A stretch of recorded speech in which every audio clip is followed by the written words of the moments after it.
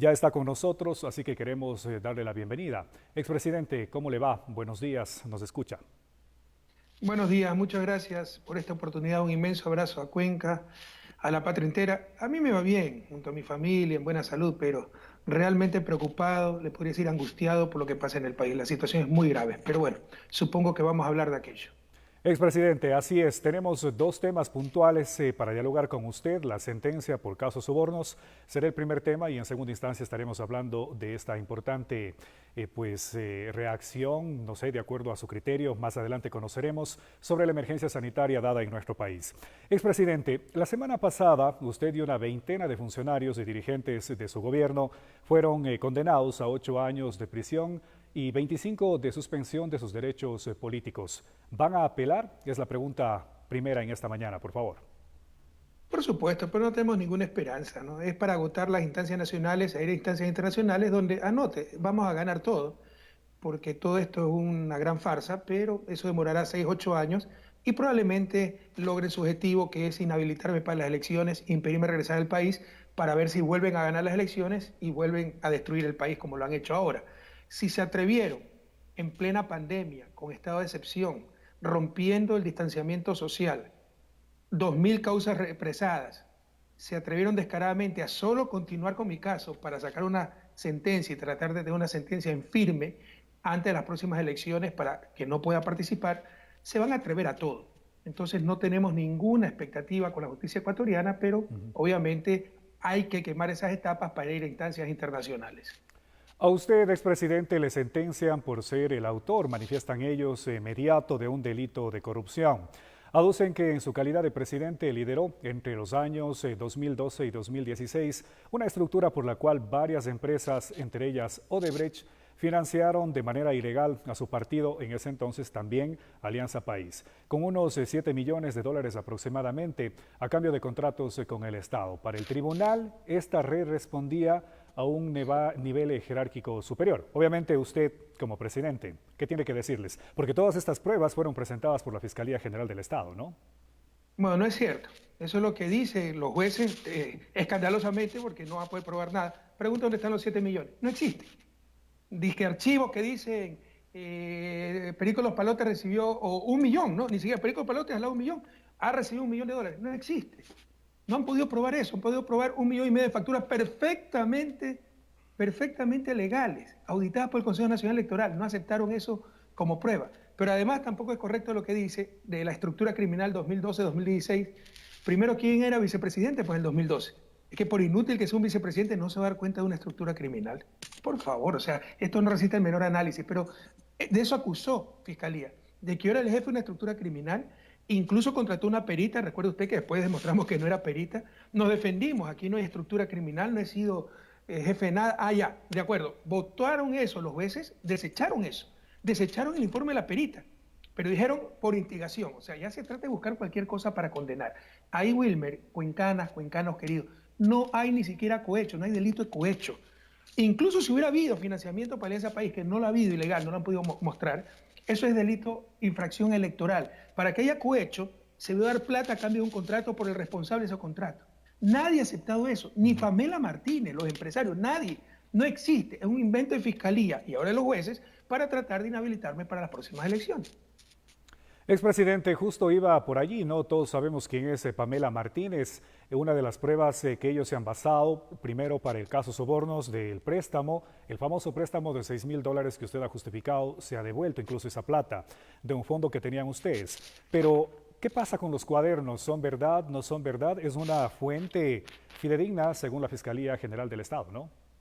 Vea, qué lástima que mientras en mi ciudad ni siquiera pueden sepultar a los muertos tengamos que hablar de esta cosa, pero a ese nivel de maldad humana hemos descendido en el país. Persecución en la peor crisis que ha vivido para mí la historia del país. Qué bueno que comente esto, porque recuerde usted que Pamela Martínez, que sí ha cometido infracciones, hizo una empresa a nuestras espaldas, yo no he sabido, donde empleó a toda su familia, empezando por su marido, ninguno ha sido imputado, ¿no? Contrató con Odebrecht, con algunas contratistas del Estado para recibir dinero, pero ni eso es cohecho, ¿eh? Eso puede ser tráfico de influencia, algún otro delito, pero tampoco es cohecho porque Pamela Martínez no tenía capacidad de dar esos contratos. Pero ella fue capturada, me parece, el 4 de mayo. El allanamiento donde se encontraron los cuadernos de Hello Kitty fue 20 días después. Es obvio que prepararon esto con la fiscal para montar esta farsa y por eso, cuando se exigió que se pruebe la antigüedad de esos cuadernos, pese a que tenían registro del 2012, 2014, 2015, tuvo que reconocer, entre comillas, lo cual también es mentira, eso lo hizo cuando estaba detenida, que lo había hecho a finales del 2018 en un arranque de inspiración, en un viaje de Guayaquil a Quito en avión. En 30 minutos escribió una lista de supuestos sobornos hasta con decimales, hasta con centavos. ¿Quién puede creer una tontería así? ¿Quién puede creer que después que dicen que robamos 70.000 millones de dólares me dan un soborno de 6.000 dólares? O sea, esto ya es irracional, pero estamos en irracionalidad, estamos en irresponsabilidad, estamos fuera del Estado de Derecho. Esto se solucionará a nivel internacional, donde le aseguro, ganaremos todo. Lastimosamente, no hay justicia en Ecuador y no solo eso. Dentro de la peor emergencia, cuando no podemos ni sepultar a los muertos, siguen con la persecución política porque su desesperación es tener una sentencia en firme para impedirme participar en las próximas elecciones. Expresidente, ahora muchos manifiestan, ¿no? ¿Cómo es que usted no sabía nada si en su momento Pamela Martínez era una de sus más cercanas colaboradoras? Esa es otra construcción de la prensa. Usted tiene prueba de que es una de mis más cercanas colaboradoras. Poco menos dijeron que trabajaba al lado mío en el despacho. Ni siquiera trabajaba en Carondelet. Trabaja en el edificio de la Unión. Son de las tantas mentiras que se van acumulando y ya son verdades absolutas. Ya no hay que demostrar nada, ya está demostrado. La repetición es la demostración. Son falsedades. Pero además, le insisto, no ha habido delito. ¿Qué tenía que saber? Primero, no puedo saber todo. Gran parte de la acusación de la fiscal es ese. Correa sabía todo, porque Correa trabajaba 24/7, estaba en todos lados, entonces debió haber sabido. Ella puede suponer lo que le dé la gana, debe probarlo. Pero segundo, ¿qué había que conocer? Le insisto, no hay cohecho, no hay delito, se lo han inventado. El certificado del CNE es que todas las cuentas están correctas. El certificado del CERCOP, el Servicio de Contratación de Obras, todos los contratos son legales. En el SRI, todas las facturas son legales, declaradas en la contabilidad de las empresas, con personas privadas, no con funcionarios públicos. Pero ahí viene la manipulación. Por ejemplo, si hay el pago de una tarima, es para la campaña de Alianza País, que tampoco es cohecho, es infracción electoral. Y no ven que puede ser, por ejemplo, para el centro de salud que está inaugurando la propia empresa, como es costumbre, ellos pagan la inauguración, y eso es perfectamente legal. Pónganse a revisar el 1,5 millones que hay en factura. No hay 7 millones, eso es una falsedad de la Fiscalía y de los jueces. El 1,5 millones en factura. Verá que ahí hay financiamiento para la fiesta de Navidad de los hijos de los conserjes, algo perfectamente legal. Apoyo para la promoción de Yasuní, algo perfectamente legal. Pero como es con compañías de publicidad, entonces fue para la campaña Alianza País y fue a cambio de contrato, es decir, cohecho. Esto es una gran falsedad. Este caso no tiene ni pie ni cabeza y lo dicen abogados decentes, anticorreístas, pero que no se venden por un plato de lenteja. Ahora, si se confirma esta condena en un tribunal de segunda instancia, sin duda usted perderá, como ya se ha manifestado, sus derechos políticos por 25 años. ¿Usted está de acuerdo? ¿No está de acuerdo? ¿Le preocupa? En un video le escuchábamos también decir a usted que usted está bien, pero lo que le preocupa son los demás funcionarios, ¿no? Vea, cuando regrese al Estado de Derecho, anótelo, Cuencana, esto no va a durar. Cuando regrese al Estado de Derecho, por eso están desesperados. No permitirme regresar para no perder el poder político y seguir en impunidad. Los presos van a ser ellos. Este es un descarado fraude procesal. Antes del 7 de abril, el 6 de abril, se filtraron miles de documentos demostrando cómo la secretaria de Fiscalía coordinaba con el presidente del tribunal, el juez Iván León, el caso. ¿Sabe lo que es eso? Eso es asociación ilícita, tráfico de influencia, fraude procesal. Ya sabemos que este señor fue nombrado el 12 de febrero a dedo, encargado del tribunal, y pusieron a esta señora, que es madre de su hija, el 1 de marzo. Ese es el pago por los favores que tenía que hacer Iván León, es decir, condenarnos. Sobre los 25 años es la evidencia de lo que buscan, pero esa es una ley que se aprobó en el 2018. La aplican retroactivamente. Todo eso se les va a desbaratar a nivel internacional. Por supuesto que no voy a estar de acuerdo. No existe ni siquiera delito. Todo es una farsa, todo es un montaje. Y tarde o temprano se les va a derrumbar todo aquello. Usted ha dicho que tienen que cumplir tiempos, ¿no? Y que han adelantado las cosas porque le quieren bloquear. Y si regresa, ha confirmado de que usted les gana. ¿Continúa con esa posición? Por supuesto. ¿Por qué cree que son los 25 años de inhabilitación? Porque saben que en un momento dado puedo decir, bueno, métanme preso 8 años, ¿no? Salgo a los 60% del tiempo, a los 5 años. Y les gano pues todas las elecciones. Entonces tienen que inhabilitarme por 25 años. Es demasiado evidente. Y realmente demuestra miseria humana. Fíjese, 2.000 casos represados, estado de excepción, aislamiento, distanciamiento social, una pandemia sin antecedentes en la historia ecuatoriana, y hacen la audiencia. O sea, ya es ser criminales. O sea, si cuando pierdan el poder, esta gente va a ser juzgada por criminales, por negligencia criminal. Expusieron a jueces, a abogados, a periodistas, con tal de perseguir a Correa. Imperdonable.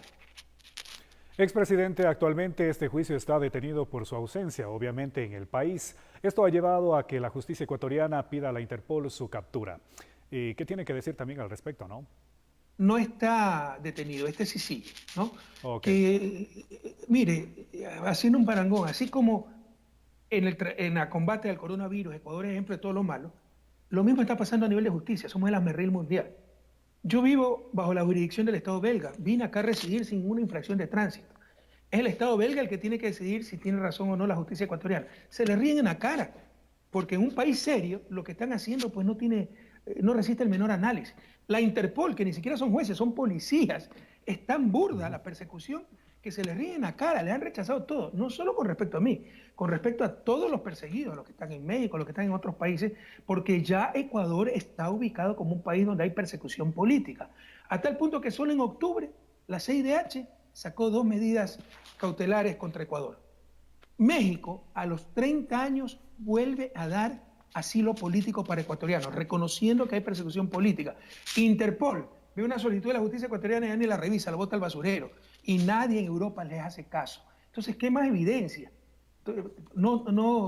Es clara la persecución política, no tenemos ninguna esperanza en Ecuador porque todo está tomado y la prensa apoya, la prensa hegemónica, estas barbaridades, pero a nivel internacional van a perder absolutamente todo.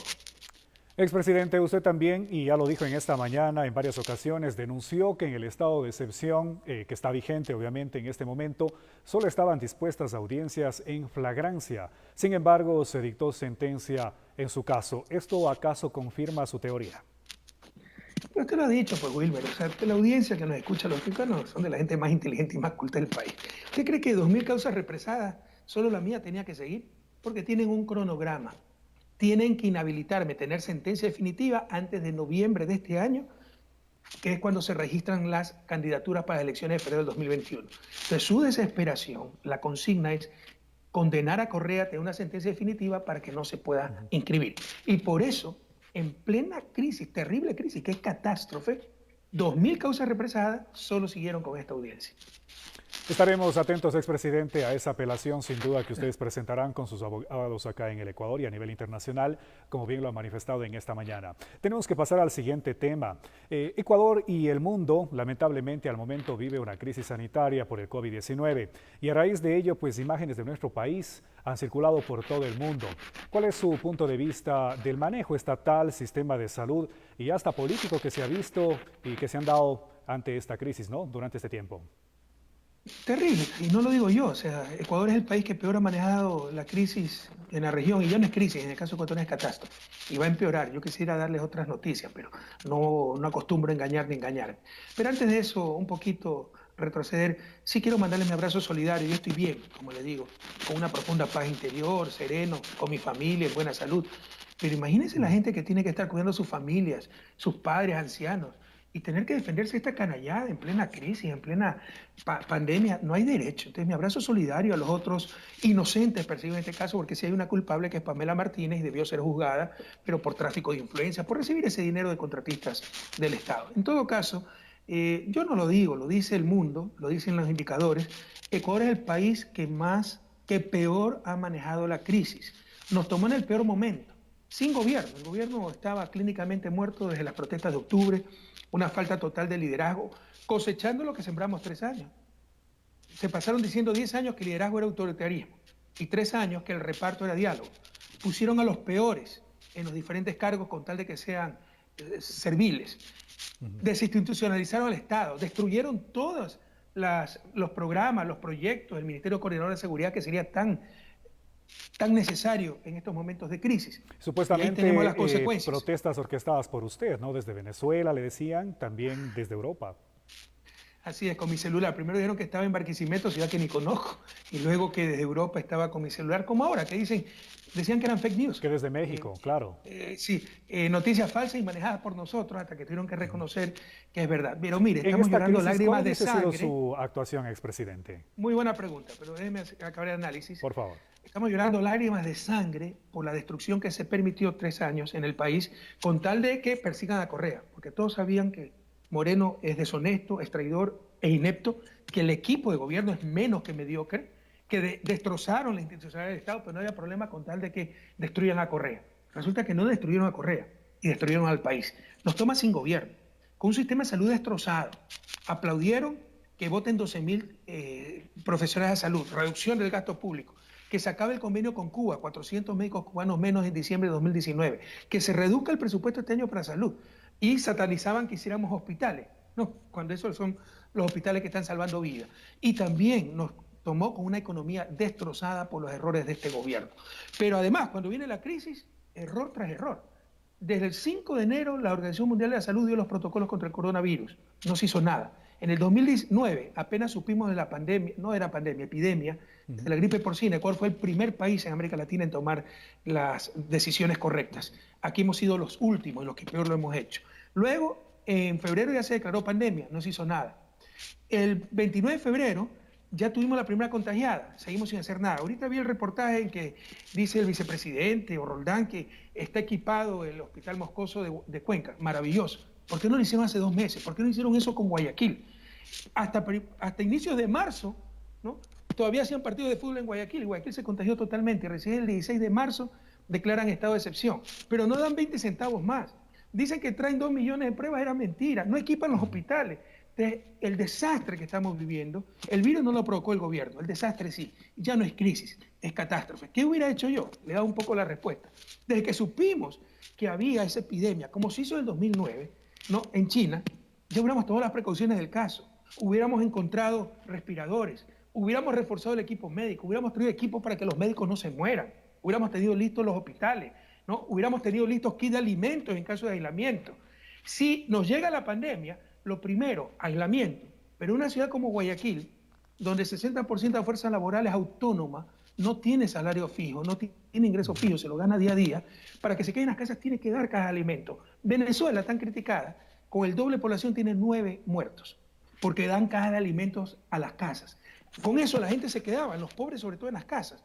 Si no es insostenible el aislamiento. Hubiéramos traído decenas de miles de pruebas. Un país como Ecuador, se requieren una prueba cada 200 habitantes, requeriría unas 100.000 pruebas. Se han hecho 15.000. Y las pruebas son básicas para detectar los contagiados asintomáticos y evitar que se propague el contagio. Y como les decía, hubiéramos equipado los hospitales. Es que no había plata y pagaron deuda externa. No hay pretexto. Mire, es paso mal dado tras paso mal dado. Por ejemplo, ahora quieren dar bonos. Cuando no tiene que salir la gente, tienen que dar caja. No consiguieron ataúdes. En estado de emergencia usted puede requisicionar. Nosotros tuvimos más de 600 muertos en un minuto en Manabí con el terremoto de abril, ya mismo son 4 años, del 2016. No hubo uno que no tenga un entierro digno, ser identificado con ataúd, porque si le faltan ataúdes, hace la requisición, de una empresa de muebles y le obliga a hacer ataúdes. Para eso la emergencia es como en guerra. Usted no es que pide por favor, le ordena a una empresa que produce ollas, que produzca municiones y vamos a ver cuándo le podemos pagar y cómo, pero se atiende la emergencia, no se ha hecho nada. Ahora se quiere hacer una junta notable cuando el primer paso para enfrentar una crisis es unidad de mando. No saben lo que hacen, hay incapacidad, hay negligencia. Yo, ¿qué hubiera hecho? He tomado aviones, ir a buscar respiradores a Argentina, que produce respiradores a China, a personal médico a Cuba, pruebas donde hubiese y traído al país. Se pudo actuar de mucha mejor manera, no se ha hecho lo elemental. Expresidente, justo ya que tocábamos el tema del presupuesto, por ejemplo, han manifestado desde las autoridades del gobierno nacional de que esta crisis ha sido un poco difícil de sostener ya que no existen los recursos, lamentablemente, en este gobierno, ya que su gobierno, o en su gobierno más bien, desapareció esta plata. ¿Por qué le pregunto? Porque de allí algunas de las disposiciones del presidente Moreno de reducir, por ejemplo, los sueldos en un 50% del propio presidente, vicepresidente, ministros, gobiernos seccionales, asambleístas y también un 10% de contribución a los servidores públicos que ganen más de $1.000. Al parecer son medidas estas tomadas por el presidente Lenín Moreno que contribuirán a salir de la crisis durante y post-COVID-2019. Para muchos hay que decirle y hay que contarle de que han sido positivas las medidas no adoptadas. Porque la gente no entiende esto y se deja impresionar con el discurso para la galería, no cuestiones serias. Esto a mí me preocupa porque demuestra improvisación. Es una aspirina para un cáncer terminal. No hay un programa macroeconómico, porque después de la crisis sanitaria se nos viene una gravísima crisis económica. Están saliendo capitales, la economía está quebrada y no han hecho absolutamente nada para contener aquello. Entonces lo que han hecho es ciertas medidas aisladas de ingreso fiscal, pero no un plan macroeconómico global que dé más ingreso fiscal. ¿Cómo se da más ingreso fiscal? Reasignando gastos. Calculamos que se puede reasignar cerca de 2.500 millones de dólares en gastos públicos, dejando de pagar deuda externa por motivo de fuerza mayor, como lo recomiendan hasta los organismos multilaterales, el propio Papa Francisco. Son 4.000 millones de deuda externa que restan por pagar. Ahí se puede liberar recursos. Revirtiendo leyes absurdas. Hay asambleístas de la actual Asamblea Nacional del Legislativo que piensan igual que usted, por ejemplo. Sí, se presentó un proyecto de ley por parte de nuestro bloque. Han hecho caso omiso. Pero, por ejemplo, revirtiendo leyes tan absurdas como prohibir al Banco Central que financie al gobierno, como le está haciendo la Federal Reserve con el gobierno de Estados Unidos, como le está haciendo el Banco de Inglaterra con el Reino Unido. Aquí lo prohibieron, dicen que no hay liquidez. Primero, recuerde usted que ofrecieron a la propia Cuenca cuántos millones, 50 millones a la Universidad de Policía, y ahora dicen que no hay recursos.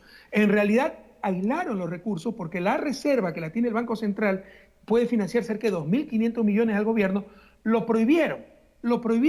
Y ahora dicen que es culpa de Correa. Hay 3.000 millones del Fondo de Liquidez Bancaria, hecho en nuestro gobierno, con plata de los propios banqueros. El país estaba razonablemente preparado, pero estos han destruido mucho y no han tomado las medidas del caso. Y por último, después de 3 años, ¿quién les puede seguir creyendo eso? Pero cuencanos, ustedes son gente inteligente, no caigan en el error. Nosotros lo que hicimos fue invertir la plata. Supóngase que tuviéramos miles de millones ahora, y si no tuviéramos los hospitales, ¿qué haríamos? Es como en el Titanic, cuando el tipo lo quiere sobornar al tripulante del Titanic cuando ya se está hundiendo el Titanic, ¿de qué sirven los billetes? Ahora, hay que tener las dos cosas: hospitales, capacidad resolutiva, atención de salud y liquidez. Y se tenía, pero este gobierno cortó toda la fuente de liquidez. Y se puede encontrar con reasignación de gastos, recursos, pero hace lo marginal, no hace lo esencial. Es decir, al reducir el sueldo de los funcionarios, sean quienes sean, están asumiendo los ciudadanos esta crisis, no el Estado, es lo que nos trata de decir. Mire, es una falsa dicotomía, porque el Estado somos todos. Yo no estoy de acuerdo con esa dicotomía.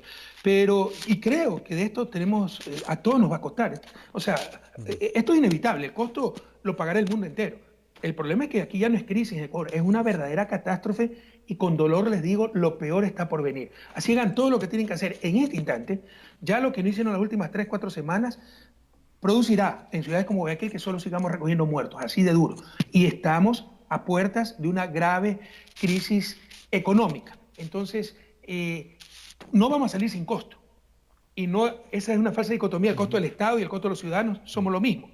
Pero el que más tiene, que más dé. Por ejemplo, los bancos rompieron récord en utilidades cuando la economía decreció el año pasado.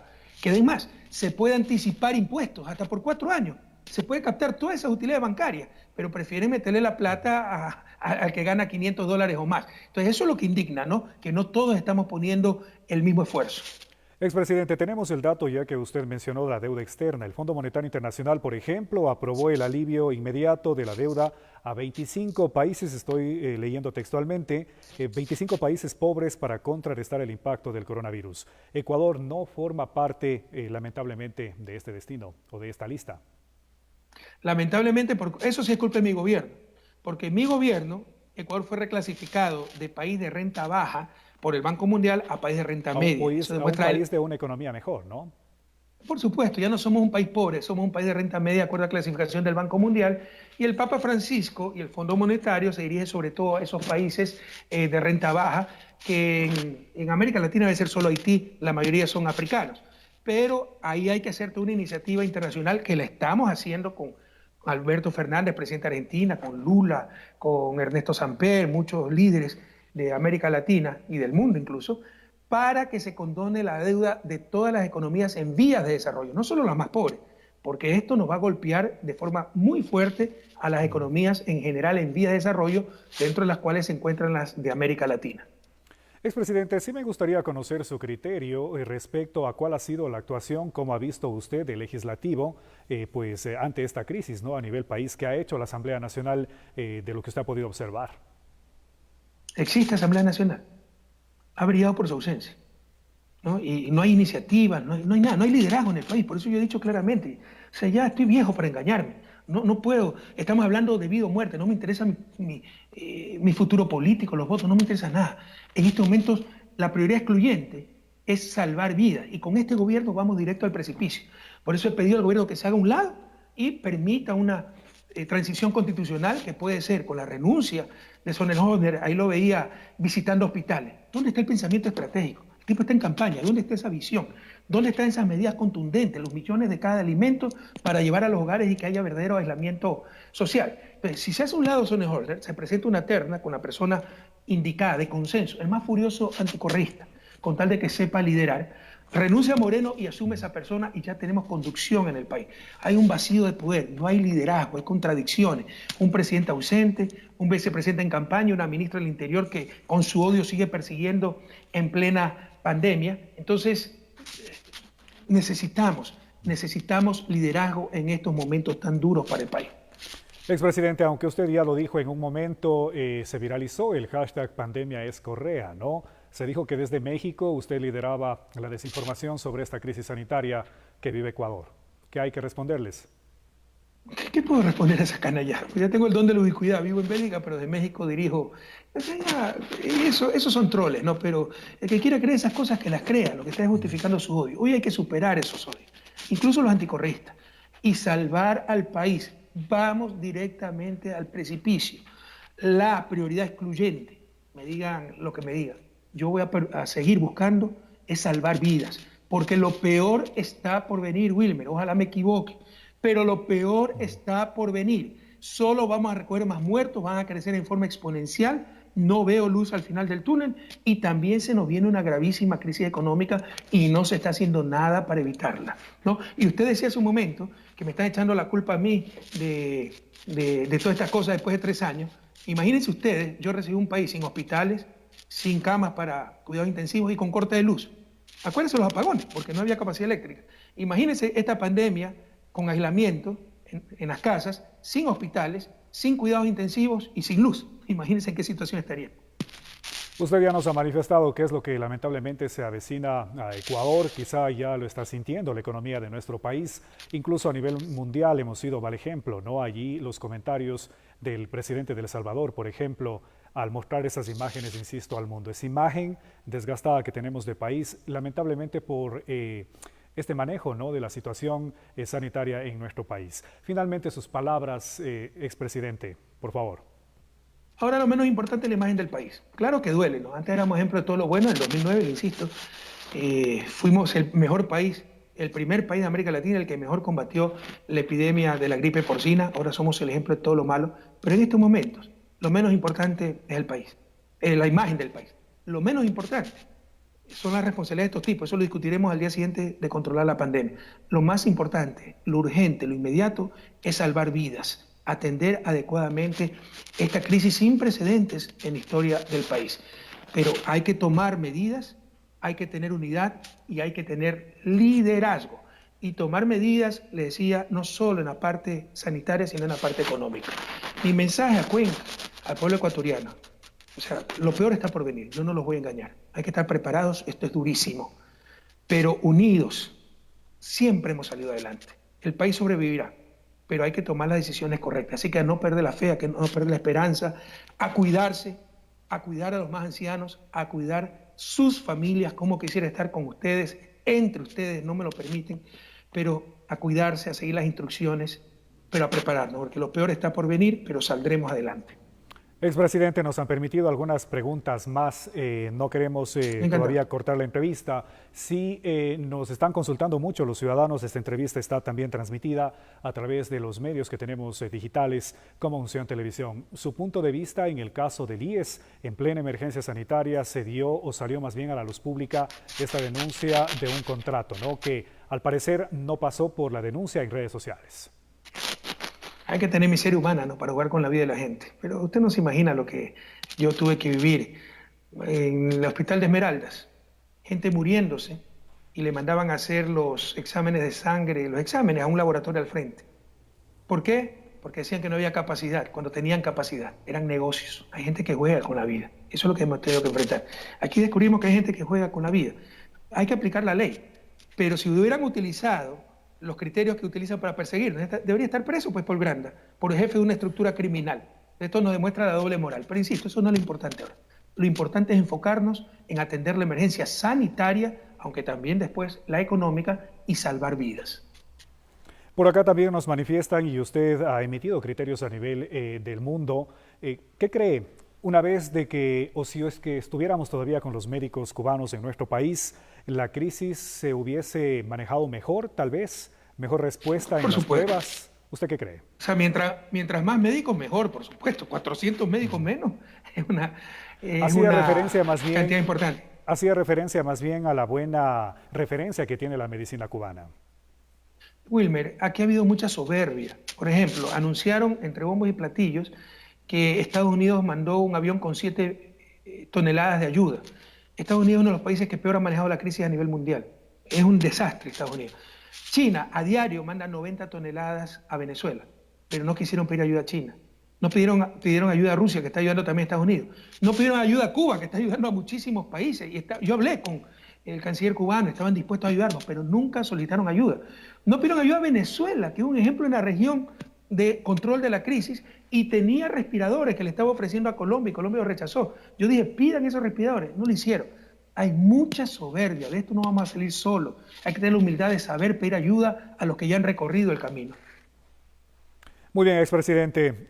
Sin duda, las reacciones que se han dado a nivel del mundo también se han hecho eco pues, para todos, ¿no? Las discusiones que se han dado durante las últimas semanas a través de medios de difusión internacional entre el vicepresidente y la alcaldesa de Guayaquil.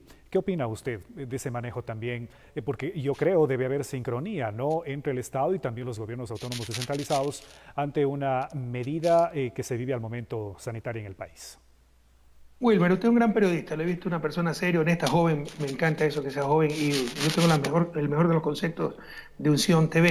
No caigamos en esas pequeñeces, no explotemos esas cosas como ellos sí lo hicieron con nosotros. Hay un bien mayor que está en juego, la vida de los ecuatorianos y la supervivencia de la propia República. Enfoquémonos en eso, por favor. Ahora, el manejo también, lamentablemente, Guayaquil, no, vamos a Guayaquil, exactamente, allá es en donde está la pandemia y en donde se ha propagado muchísimo el COVID-19. ¿Cuál sería la fórmula para evitar que más personas sigan muriendo incluso en sus hogares? No hay fórmula mágica, y le insisto, esto no lo vamos a parar hasta después de 3, 4 semanas si hacemos todo lo que hay que hacer en este momento, que no se lo está haciendo. Porque ya solo vamos a cosechar lo que sembraron, lo que no hicieron 3, 4 semanas, y hay gente infectada, hay gente que va a morir. ¿Por qué ocurrió más en Guayaquil? Sí, ahí usted ve que con buena administración local hay diferencias. Miren lo que está pasando en Quito con respecto a Guayaquil. Sí es cierto que en Guayaquil hay mucho más trabajador autónomo, que tenía que salir, es más difícil mantener el aislamiento social, pero obviamente el propio gobernador a principios de marzo dijo: el peor virus es el miedo, y aprobaron un partido de fútbol con 50.000 personas, se retrocedió en su decisión el municipio y volvió a abrir los espacios públicos, y eso propagó la enfermedad. Entonces sí se manejó a nivel local también de muy mala manera, pero más allá de eso, es necesario evaluar.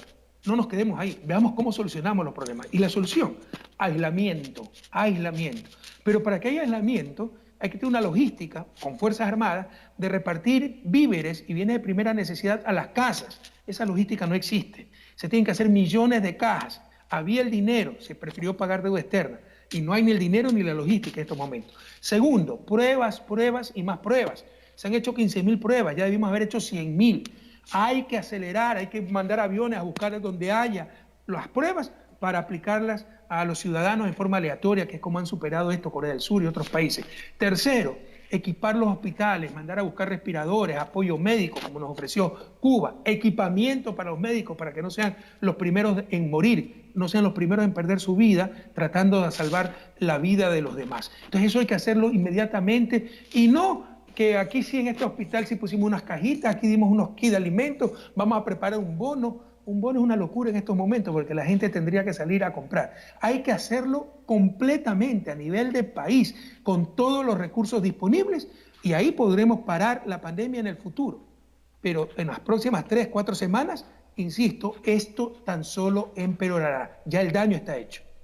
Expresidente, queremos trasladarle la mayor cantidad de preguntas posibles en esta mañana que le ¿Cómo no? hacen cada uno de los ciudadanos. Insisten, por ejemplo, en el tema de estas contribuciones, ¿no? Se ha dado o se ha dado a conocer, se ha hecho público una tabla en donde los que ganan menos de $1.000, por ejemplo, 400, 500, hasta los $1.000 contribuciones. Y los que ganan más de $1.000, una contribución a sí mismo de su sueldo del 10%. En una época difícil, quizá gente que programa su vida, su año, de acuerdo a ese sueldo. Usted ya nos manifestó algo por acá, pero ¿es correcto o no es correcto? Una vez más, por favor, la gente quiere escucharle, ¿no? Yo creo que todos debemos colaborar. Yo sé que es duro. Algunos no han recibido ni siquiera el sueldo. Los maestros no han sido pagados. En otra inconsistencia, ¿por qué se paga deuda externa y no sueldos de maestro? Esa iba a ser la siguiente no. pregunta, el tema Ya, de los bueno, sueldos, ¿no? entonces le contesto. Entonces creo que debemos aportar en función de nuestras posibilidades. El que más tiene, que más aporte. Lo que indigna es la simetría. Como le decía, los bancos rompieron récord en utilidades del 2019. Han sido los que han cogobernado y han lucrado de este sistema que nos tiene a todos destrozados. Son los que más tienen que pagar. Usted puede anticipar impuestos de acuerdo con la Constitución en estado de emergencia. Puede pedir los impuestos los próximos 4 años, 25% sobre utilidades, y captar todas las utilidades. ¿Usted cree que es éticamente aceptable que en esta crisis haya empresas que declaren utilidades? No permitamos que quiebren las empresas. Tampoco se les puede exigir que paguen trabajadores si no tienen ingresos. Por eso el gobierno debe dar crédito flexible, debe dar copago para las empresas que lo requieran.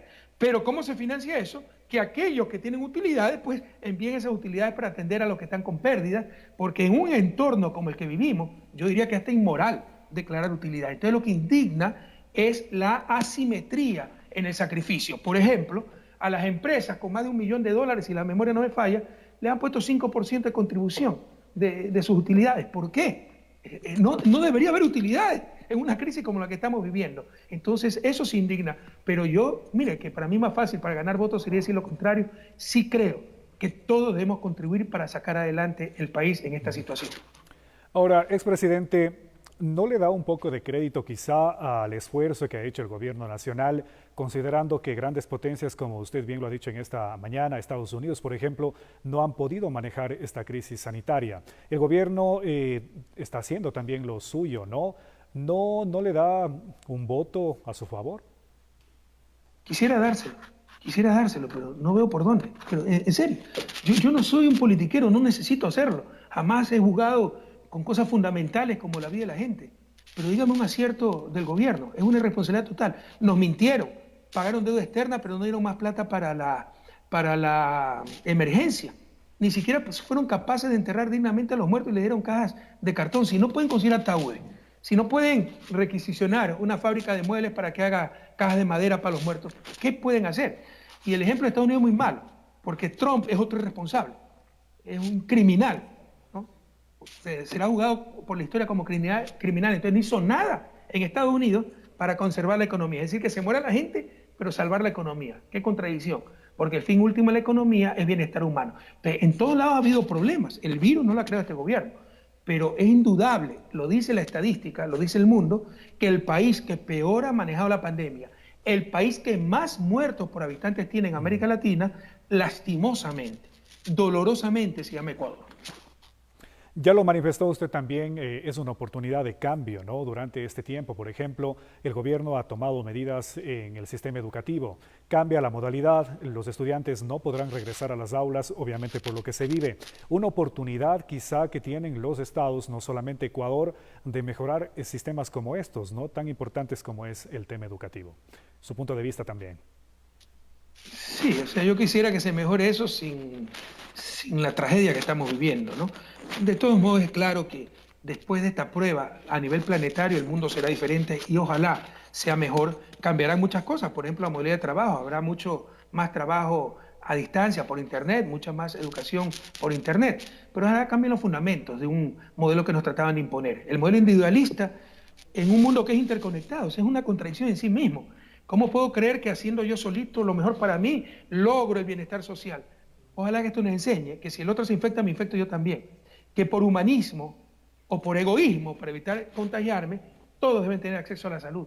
Que la salud, no es como decían, populismo, acuérdense, así nos decían a nosotros, porque los muertos no aumentan el déficit fiscal, salvar la vida se aumenta, ¿no? Que la salud pública de excelente calidad no es una mercancía, perdón, la salud no es una mercancía, es un derecho y debe haber salud pública de excelente calidad. Y si quiere más en el fondo, ¿ya?, que entendamos la importancia de la acción colectiva.